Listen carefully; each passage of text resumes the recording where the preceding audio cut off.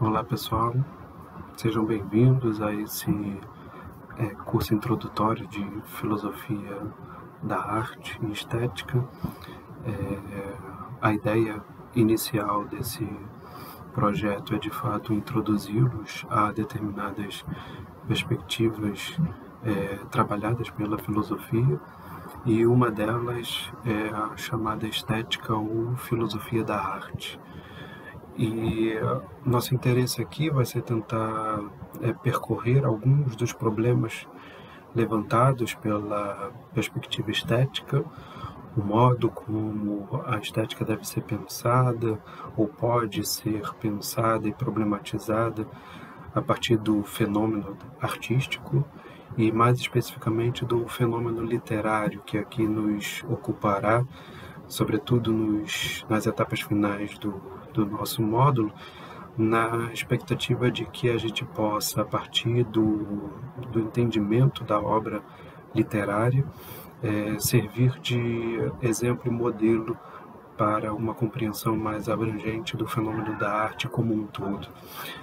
Naturalmente, cada uma das artes tem a sua especificidade, cada uma delas lida com uma forma de linguagem, né? E, no fundo, a utilização que nós vamos fazer aqui do termo linguagem, ele vai estar muito mais próximo daquilo que nós entendemos como sendo a linguagem propriamente humana, e aí no âmbito das línguas, dos idiomas, da forma falada e escrita, ou seja, em última análise, do discurso humano, do que propriamente considerar determinadas formas diferentes da idiomática como sendo linguagem. Tá?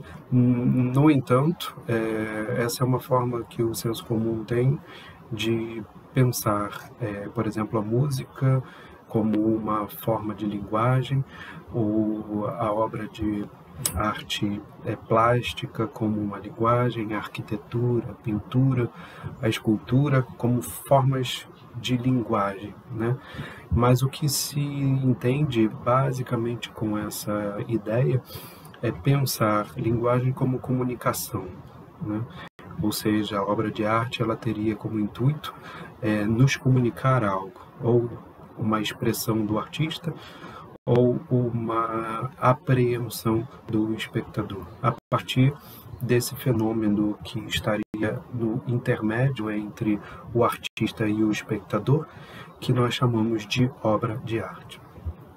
No entanto, para a gente pensar melhor acerca desse fenômeno, e aí depois entrarmos mais apropriadamente no que nos interessa acerca da literatura e da linguagem, enquanto discurso, nós podemos colocar a seguinte questão inicial, que, claro, como toda perspectiva filosófica, se inicia pela pergunta pelo que é, né? E a gente poderia colocar a seguinte questão para nós, e que é de fato a questão fundamental de toda perspectiva estética e de filosofia da arte, é afinal saber o que é a arte, né?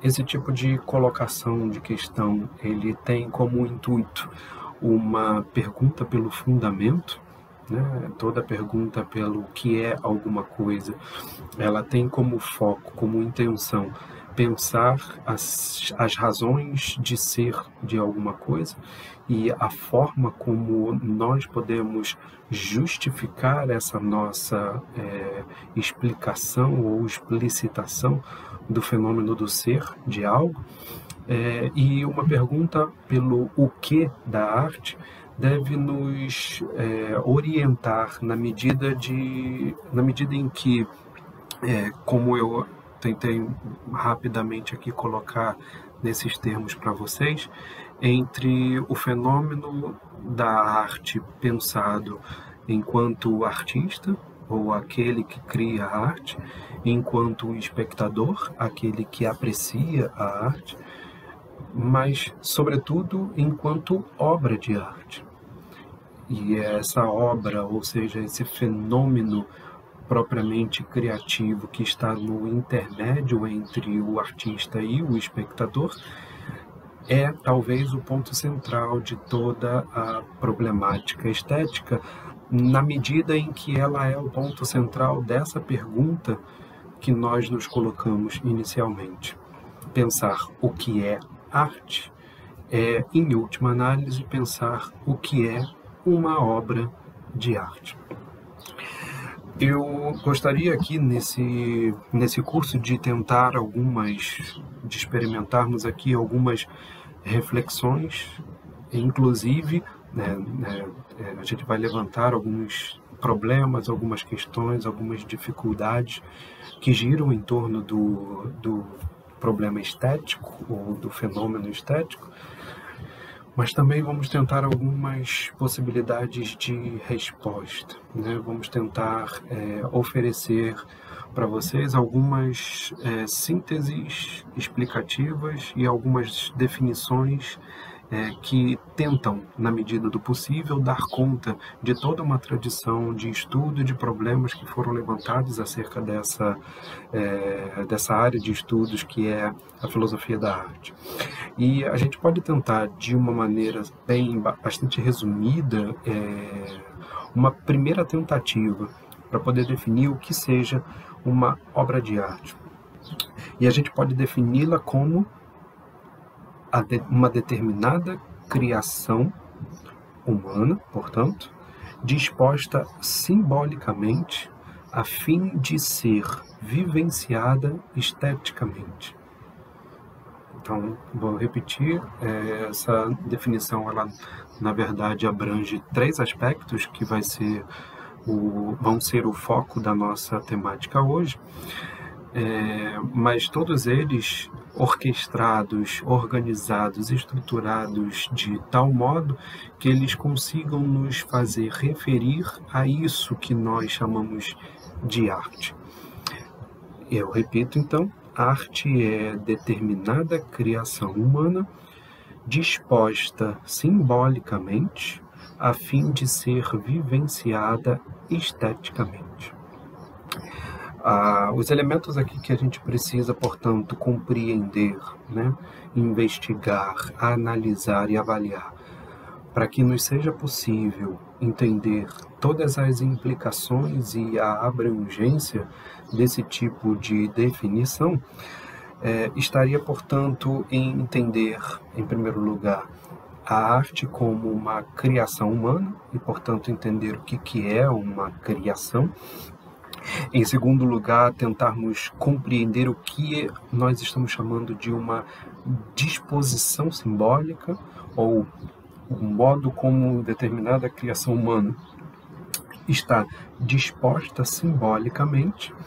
E, por fim, a gente tentar compreender o que seria uma vivência estética, né? O que seria, de fato, estar em uma postura estética de tal maneira que essa disposição simbólica de uma determinada criação possa ser vivenciada enquanto arte. Certo? Eu acho que esses 3 aspectos, eles vão ser, na medida do possível, uma espécie de arcabouço introdutório, não só para tentarmos responder aquilo que de fato pode ser considerado como arte, mas também nos trazer os problemas de tentarmos definir uma obra de arte a partir do momento em que nós observarmos as colocações, né, de vários filósofos e de vários teóricos da arte, no sentido de pensar essa tríade que compõe um fenômeno estético, o artista, a obra de arte e o espectador, como sendo uma problemática centrada, sobretudo, no ponto da obra de arte, sobretudo colocado aí o vértice ou o vórtice mais superior como sendo propriamente o da obra de arte, porque ele, afinal, é o que, em última análise, nós apontamos ou indicamos ou referenciamos como sendo uma obra de arte, né? Portanto, o que eu quero que vocês percebam é isso, né? Como é que a gente, no momento em que a gente está falando de arte, a gente já fala sobre uma obra de arte, né? Portanto, o que eu quero que vocês percebam é em que medida, embora seja bastante problemático a gente definir e conseguir realizar uma definição a contento acerca do que seja a arte, a gente pode ter pelo menos uma fundamentação necessária quanto ao fenômeno estético. E essa fundamentação, embora seja triádica, ou seja, relativa ao artista, à obra de arte e ao espectador, no entanto, ela está centrada em seu vórtice superior na questão da obra de arte, por ela ser, grosso modo, aquilo que une artista e espectador e, portanto, aquilo que idealmente mostraria a razão de ser do fenômeno estético, a razão de ser da obra da arte, né, considerada enquanto atividade humana. Então, vamos ver primeiro o que significa uma criação humana, né, o que nós estamos chamando aqui como uma criação humana, para depois enfocarmos rapidamente a questão do processo simbólico e da disposição simbólica de uma obra de arte e da questão da vivência estética, né? O que a gente chama aqui de uma criação humana? Tá? Essa expressão genérica, ela poderia ser especificada a partir daquilo que o Aristóteles, e aqui a nossa referência a Aristóteles sempre vai ser uma espécie de paradigma, mas não só, né? Porque está em Aristóteles a primeira possibilidade, digamos, da tradição filosófica de pensar o fenômeno estético, de pensar uma obra de arte, né? E ele realiza isso na sua obra chamada Poética, e com esse termo, a poética, poiesis, que em grego quer dizer fazer, portanto, criação, né, nesse sentido artístico, a sua poética, que sobretudo é uma análise da tragédia grega, nos dá determinados elementos para entendermos, de um modo geral, o que significa uma obra de arte, e a arte, portanto, enquanto fenômeno estético. Vai dizer o Aristóteles que as atividades humanas, de uma maneira geral, elas podem ser divididas em 3 dimensões. Uma atividade que se realiza nas ações, né? O ser humano é basicamente um ser de ação, e essas atividades que se realizam na ação se chamariam atividades práticas. Uma segunda atividade, que também é própria do ser humano e que diz respeito à nossa capacidade cognoscitiva, à nossa capacidade racional, estaria no âmbito das atividades teóricas, e, portanto, há aqui uma distinção, né, bastante clássica dentro do pensamento aristotélico e posterior entre aquilo que é teoria e aquilo que é prática, ou seja, aquilo que é um determinado tipo de reflexão que diz respeito ao pensamento por ele mesmo e as ideias, né, de um modo geral, ou um tipo de atividade de pensamento que diz respeito ou que tem por natureza um caráter prático. Portanto, um determinado tipo de atividade mental que está vinculada às ações humanas, muito mais do que as atividades teóricas que, a princípio, pareceriam, inclusive, inúteis, né? Porque não estariam relacionadas com a praticidade, ou, como o senso comum chamaria, a sua utilidade.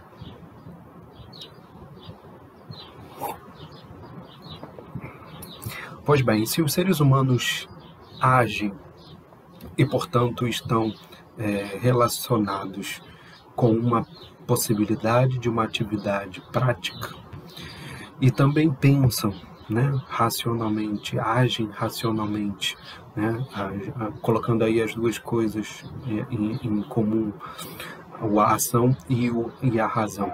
Mas se nós somos também capazes de razão, de pensamento e, portanto, de uma atividade teórica, ainda que haja essa possibilidade de nós separarmos a atividade prática da atividade teórica, e aí é claro que isso é uma controvérsia no modo como isso se expressa na filosofia do Aristóteles, mas a gente não vai entrar aqui a princípio, porque o que nos interessa é a terceira atividade que o Aristóteles aponta como sendo própria do ser humano, que é a atividade criativa ou produtiva.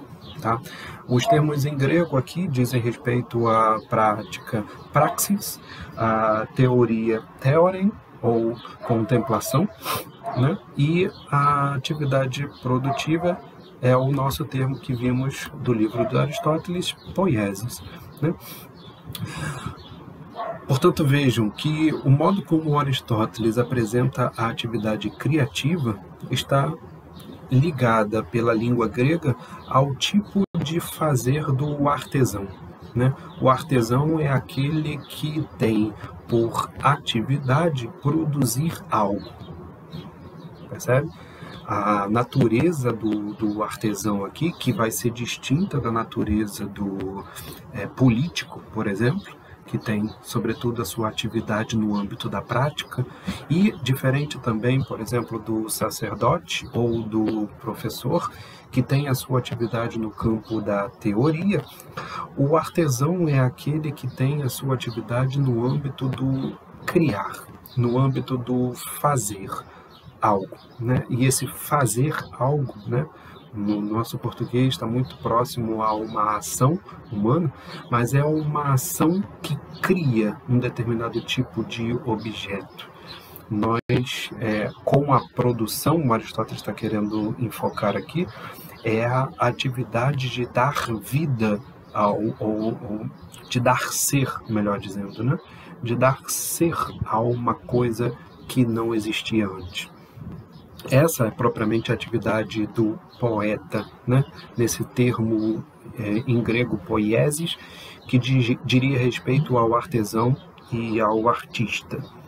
Vejam que essas palavras são originárias exatamente desse contexto, né? A nossa palavra artista, de arte, de artesão, a nossa palavra poeta, de poiesis, que é fazer, produzir, né?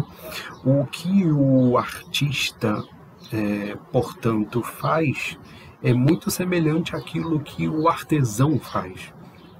O artista, poderíamos dizer, ele é uma espécie de criador de algo, porque ele faz com que algo que não era venha a ser.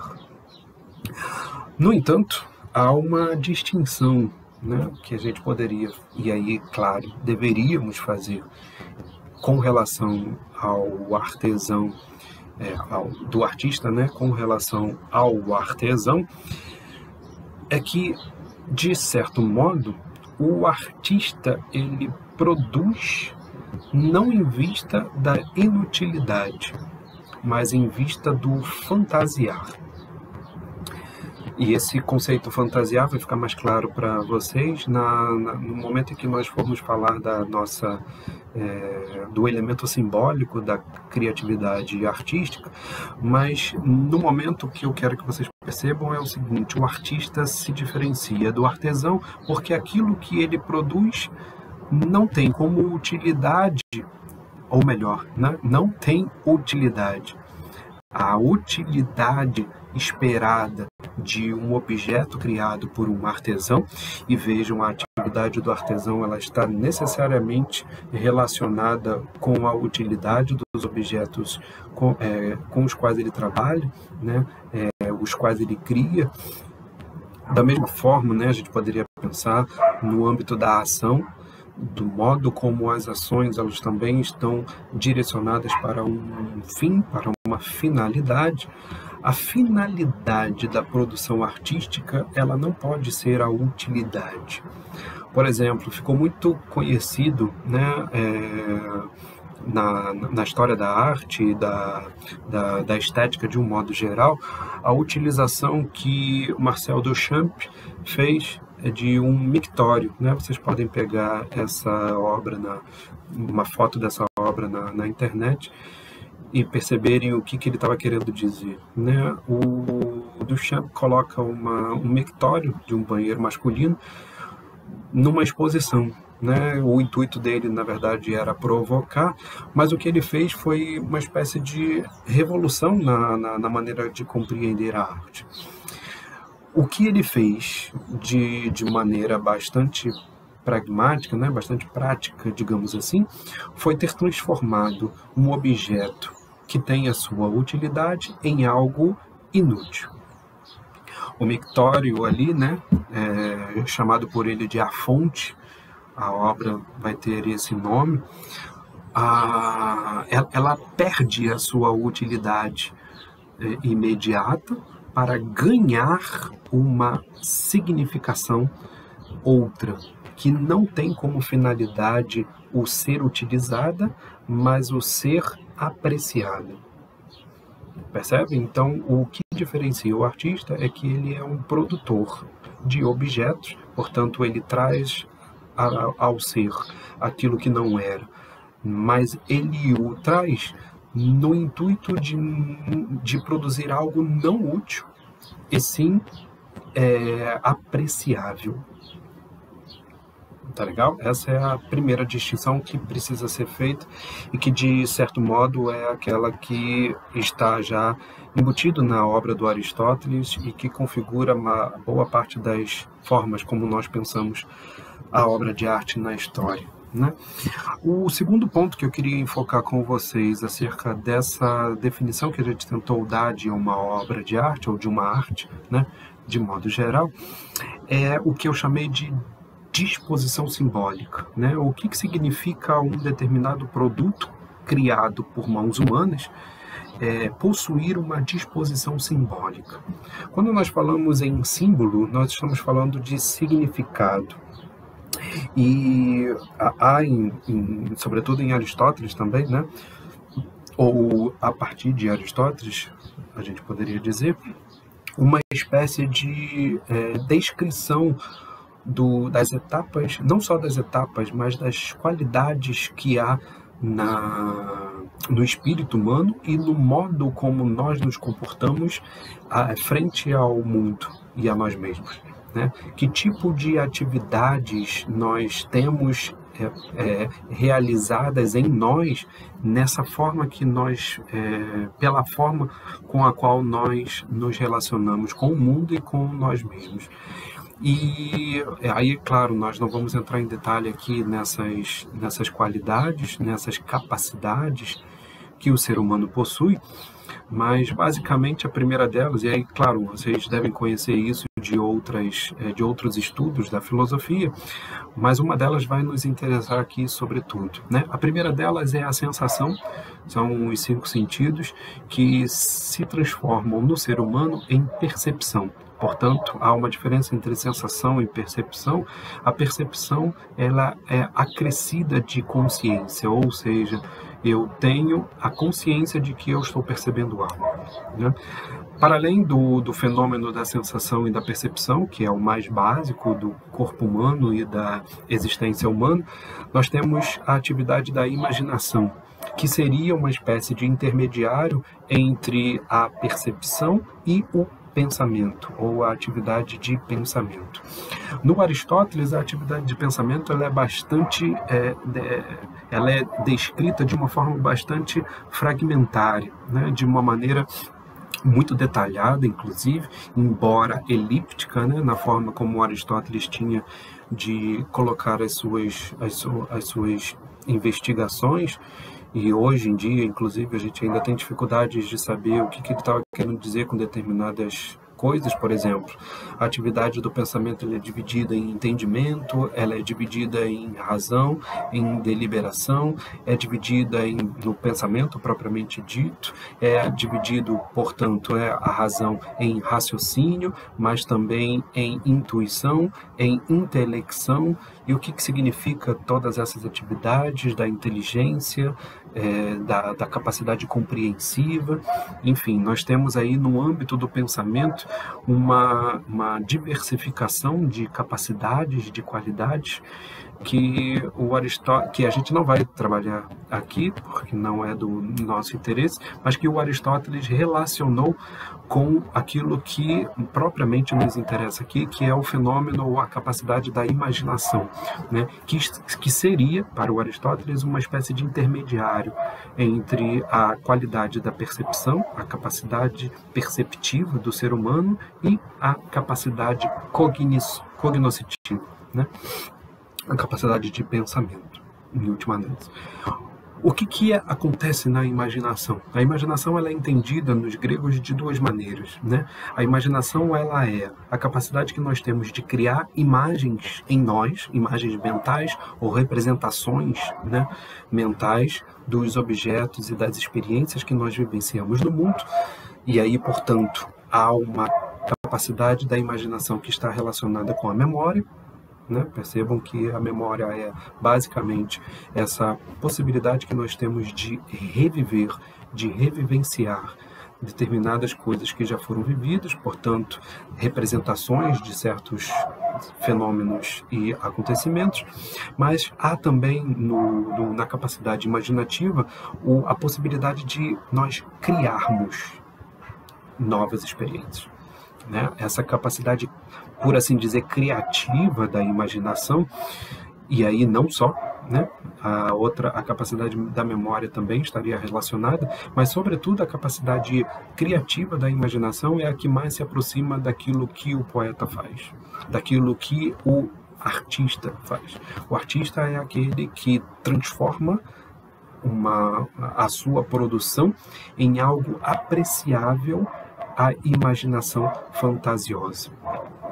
Aqui eu vou chamar, portanto, de uma imaginação fantasiosa essa atividade imaginativa, lúdica, por assim dizer, né, que lida com as representações e com as imagens como uma espécie de livre jogo das faculdades, como diria o Kant, né?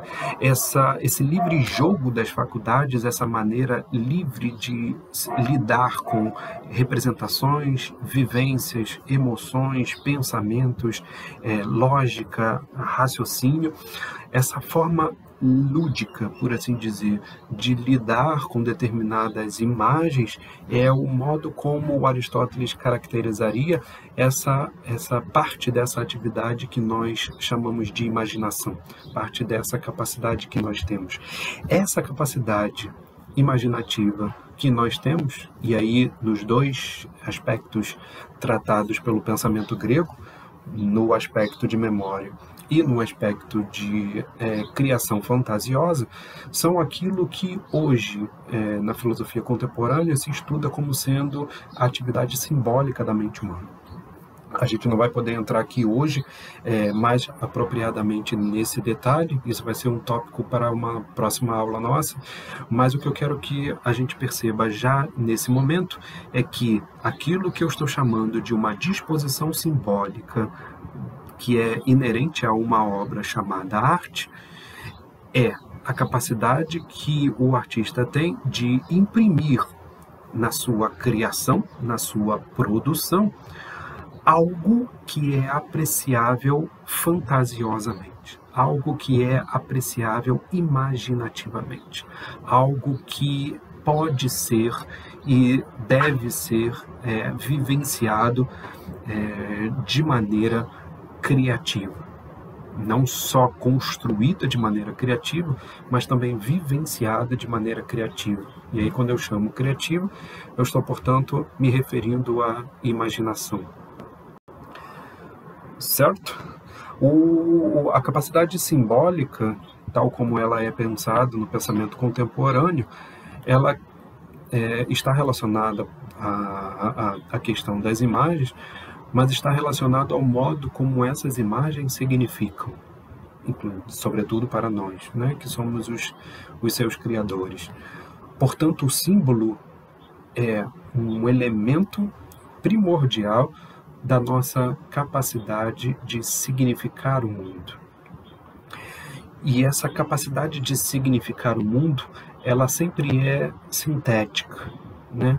De síntese, ou seja, ela é aquilo mesmo que o Aristóteles fazia com relação à capacidade da imaginação, que ele conferia à imaginação a possibilidade de reunir todas aquelas informações derivadas da percepção humana a ponto de formar uma representação mental acerca de um determinado fenômeno ou objeto.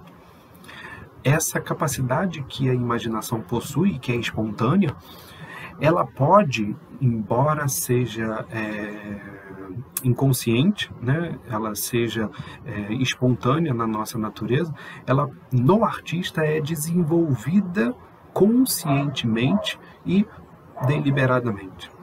Ou seja, o artista é aquele que reproduz em sua obra aquilo que a mente humana produz no momento em que toma contato com o mundo, e aí com o mundo e com a nós mesmos, né? De um modo geral aqui a noção de mundo, de maneira a tornar este mundo significativo para nós.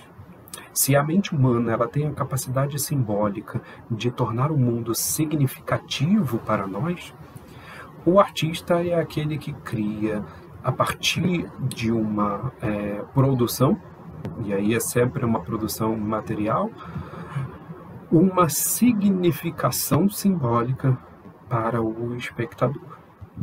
Essa é como se o artista, no momento em que produzisse a sua arte, reproduzisse o processo simbólico que nós temos espontaneamente desenvolvidos na nossa mente.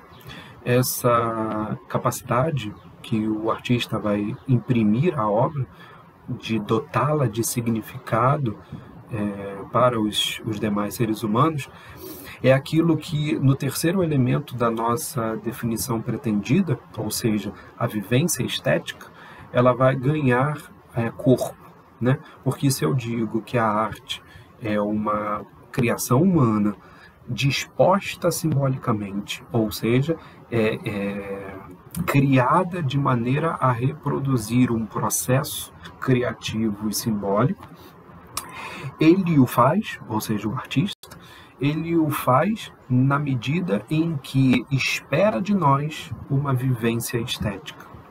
E o que é uma vivência estética? É a possibilidade que nós temos de, tal como o artista, no momento da criação da sua obra, vivenciarmos a espontaneidade dessa significação impressa, por assim dizer, né, do artista na sua obra. Aquilo que nós chamamos de vivência estética é muito... algumas das teorias, né, que tentam compreender um pouco o tipo de vivência, o tipo de experiência que nós podemos ter com uma obra de arte, isso que eu estou chamando de vivência estética, né, colocariam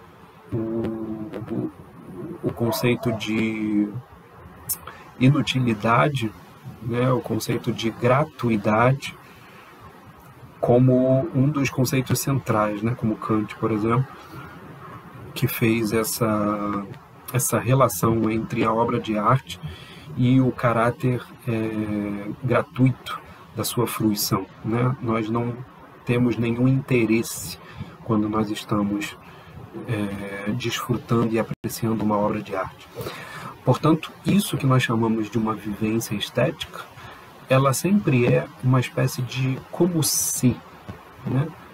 Quando eu estou vivenciando, por exemplo, como espectador a uma peça de Shakespeare, por exemplo, quando eu estou de frente a uma obra de pintura como a Mona Lisa, ou quando eu estou lendo uma obra como Dante, a Divina Comédia do Dante, o tipo de experiência que eu estou tendo com essas obras de arte, ela me faz, ela me exige, enquanto espectador, que eu adentre a sua existência de uma maneira imaginativa, ou seja, fazendo como se aquele objeto ele fosse real, fazendo como se aquele objeto tivesse me representando simbolicamente uma realidade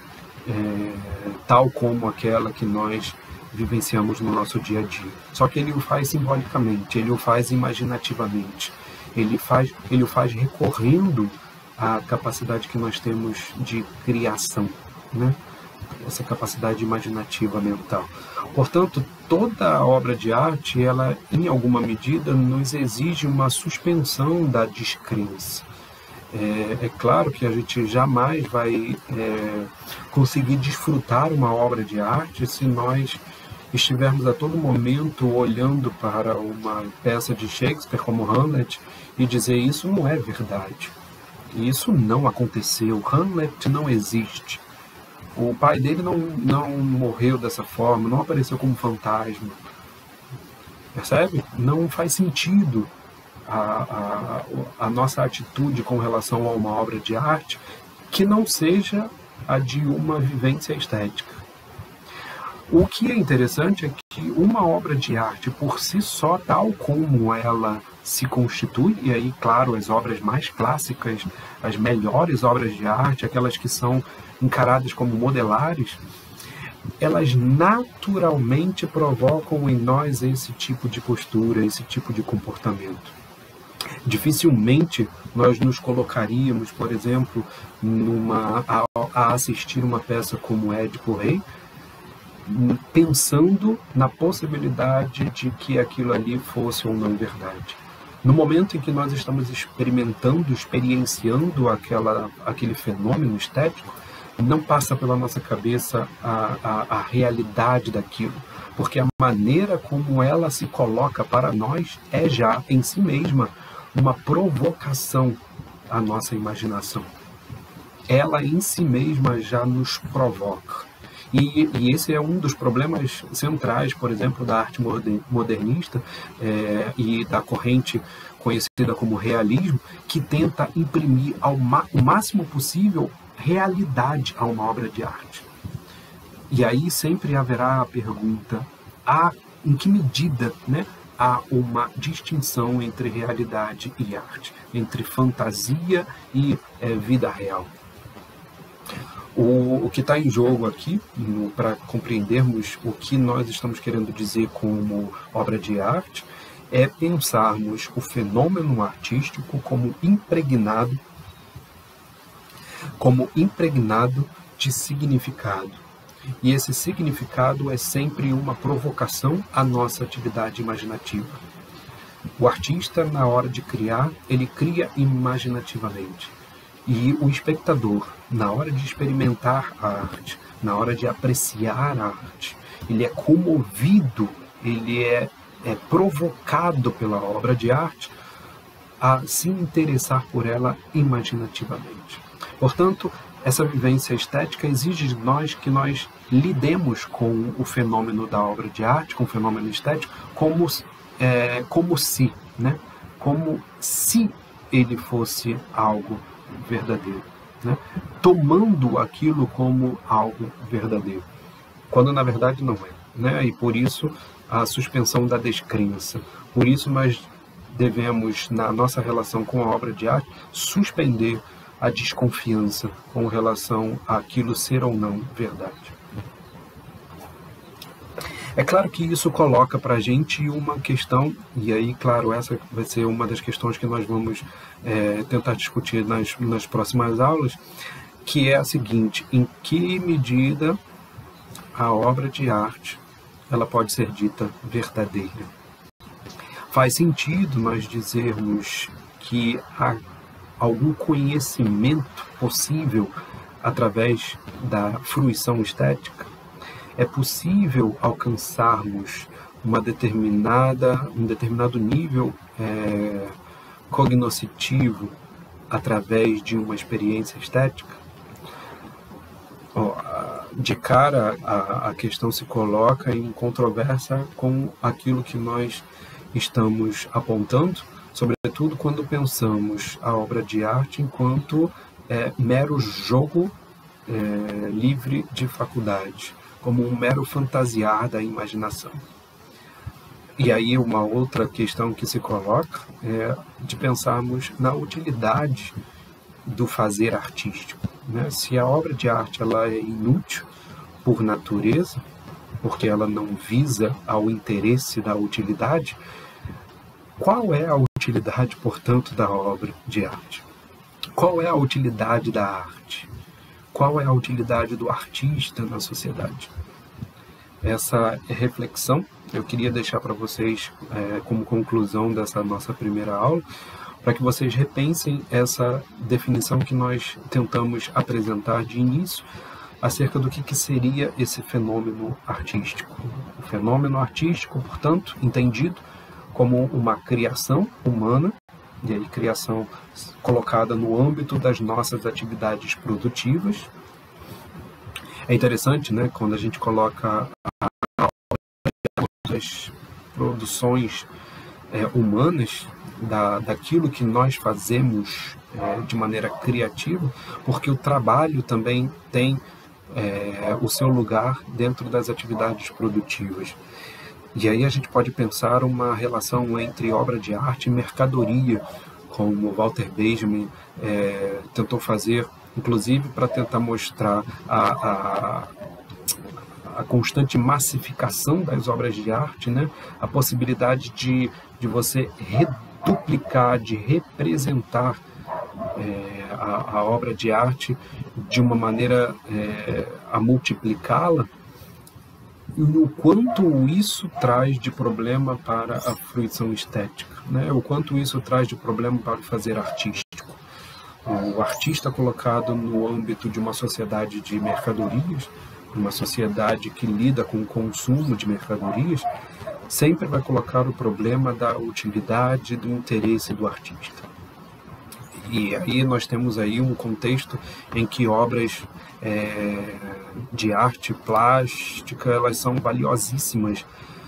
Cria-se um mercado que leva, por exemplo, a uma nova colocação do problema da arte, que é de sabermos se a arte, no fim das contas, não é uma questão de curadoria, ou seja, não é aquilo que o artista faz, não é a obra de arte em si e nem o espectador, mas haveria um quarto elemento, que hoje chamaríamos de curador, de curadoria, que faz o levantamento do tipo de obra de arte a ser disponibilizada para determinados tipos de espectadores, a fim de trazer à tona determinados tipos de artistas. Portanto, a curadoria seria uma espécie de encaixe quádruplo, por assim dizer, né? Naquela tríade que nós apresentamos no início e que traria um novo problema para a questão estética, que é um problema, sobretudo, contemporâneo, sobre o qual nós falaremos mais à frente, mas por hora eu queria deixar vocês com essas questões que serão por nós debatidas nos próximos encontros. Um abraço e até lá.